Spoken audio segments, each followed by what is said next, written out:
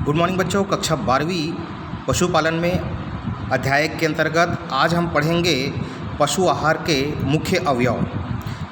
ये important topics है, याद रखेंगे। 2 नंबर में अक्सर पूछा जाता है पशु आहार के मुख्य अवयव कौन कौन से हैं, कौन कौन से घटक हैं उनके।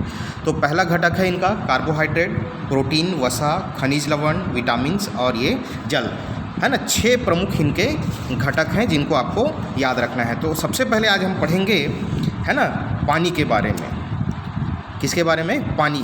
पशु आहार के जो अवयव हैं उनके क्या क्या कार्य हैं, आज इसके बारे में हम पढ़ेंगे। तो सभी जानते हैं, सभी जीवधारियों के लिए पानी जो है आवश्यक होता है। शरीर के विभिन्न कार्य संपन्न होने के लिए पानी की आवश्यकता पड़ती है। और हमारे शरीर में या सभी जीवधारियों के शरीर में लगभग 70 से 80% पानी पाया जाता है। पशुओं में खासकर 85% पाया जाता है ना, पानी ही पाया जाता है। दूध में 81 से 86% कहना चाहिए पानी होता है। पशु मलमूत्र और पसीने के साथ पर्याप्त पानी बाहर निकालते हैं और इसकी पूर्ति के लिए वो ताज़ा या शुद्ध जल जो है के रूप में ग्रहण करते हैं। रसदार जो हरे चारे होते हैं उसमें 80 से 90% तक जल होता है और जब पशु इन चारों को ग्रहण करता है तो जल की पूर्ति भी इनसे हो जाती है। लेकिन जो शुष्क चारे होते हैं जैसे दलिया, खली, इनमें 10% लगभग जल होता है। पशुओं को लगभग 36 लीटर जल की आवश्यकता प्रतिदिन होती है। इसे कम होने पर है ना बहुत सारी विकृतियाँ हो सकती हैं है ना। शरीर में 20% जल की अगर कमी हो जाए, 20% जल से कम हो जाए शरीर में जल की जो मात्रा है तो पशु की मृत्यु हो सकता है। इसके बाद हम देखते हैं जल के जो कार्य क्या होते हैं। ये काफ़ी इंपॉर्टेंट टॉपिक है, याद रखेंगे है ना। तो सबसे पहले तो जो भी हम भोजन करते हैं या पशु जो भी भोजन करता है, पानी जो इसे घोल में बदल देता है, तरल कर देता है और फिर ये जो तरल पदार्थ जो है शरीर में आसानी से भ्रमण करता है, परिवहन करता है, सभी अंगों में ये पहुंचता है और जो भी ऊतक होते हैं है ना रसाकर्षण द्वारा वो ग्रहण करते हैं इनके पोषक तत्वों को। पानी जो है शरीर के तापक्रम को स्थायी बनाने में सहायता प्रदान करते हैं। पानी के द्वारा मल मूत्र जो है ना बाहर निकलने में, जो भी अपशिष्ट पदार्थ है शरीर के वो बाहर निकलने में सहायता प्रदान करते हैं। दूध उत्पादन में भी पानी काफ़ी सहायक होता है। शरीर की वृद्धि में सहायक होता है पानी।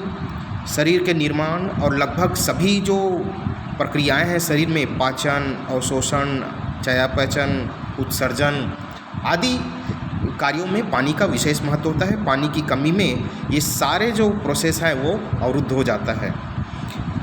पशुओं का ये पानी जो है प्यास बुझाता है, खाने पीने को सरस और स्वादिष्ट बनाता है। पानी जो है आवश्यक शरीर द्रव्यों को सरल कर रूप दे करके कार्य संपादन में सहायता प्रदान करता है ये।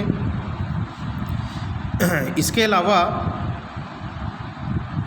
क्षार संतुलन बनाए रखने में सहायता प्रदान करता है। हड्डियों के जोड़ और जो मांसपेशियां होती है उसमें स्नेहन है ना, चिकनाहट जो होती है ना, उसे प्रदान करने में ये सहायता प्रदान करता है और शरीर की कोशिकाओं को निश्चित आकार प्रदान करता है। शरीर की कोशिकाओं को जीवित रखने के लिए सहायता प्रदान करता है। फिर दूसरा जो है हमारे पास शुष्क पदार्थ, जैसे हम भोजन जो भी पदार्थ जो है जल के क्वथनांक तक या उससे अधिक 120 तापक्रम तक कुछ समय के लिए गर्म करते हैं तो इसके भार में कमी आ जाती है। यह कमी जल के वाष्पीकरण के कारण होती है। इस प्रक्रिया में बचा हुआ जो खाद्य पदार्थ ही शुष्क पदार्थ कहलाता है। मतलब थोड़ा सा रफ कहना चाहिए, खुरदुरा पदार्थ है नहीं, ठोस पदार्थ, इसमें पानी की मात्रा कम हो जाती है। शुष्क पदार्थ की मात्रा के आधार पर ही विभिन्न अन्य पदार्थों की प्रतिशत मात्रा भोजन या भोज्य पदार्थों में प्रकट की जाती है।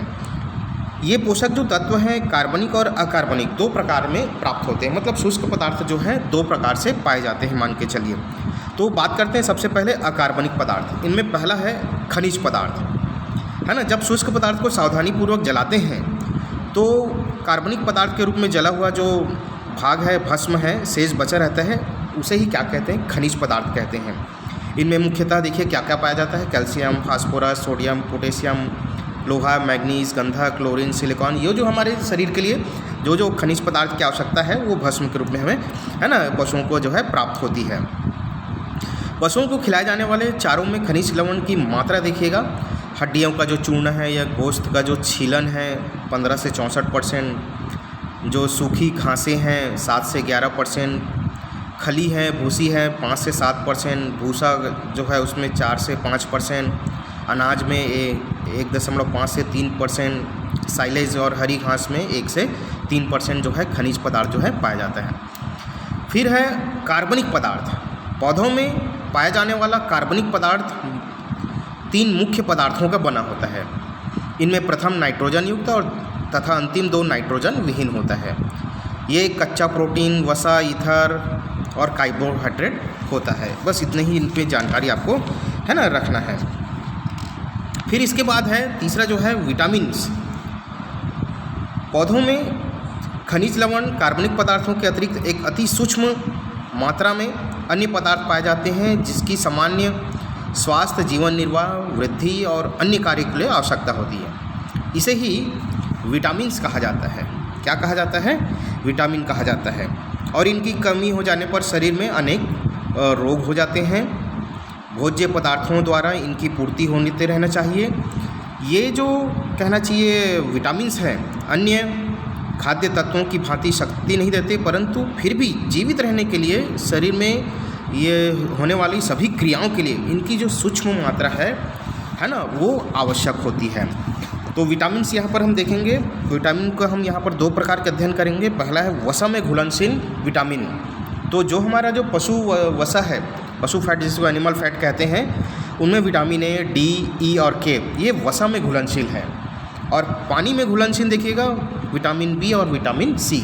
विटामिन बी के जितने भी फॉर्म्स हैं, thiamine, B1, B2, B6, B12, ये सब पानी में घुलनशील हैं, है ना। और ठीक वैसे ही विटामिन सी भी पानी में घुलनशील होता है। धन्यवाद। आज के वीडियो में इतना ही।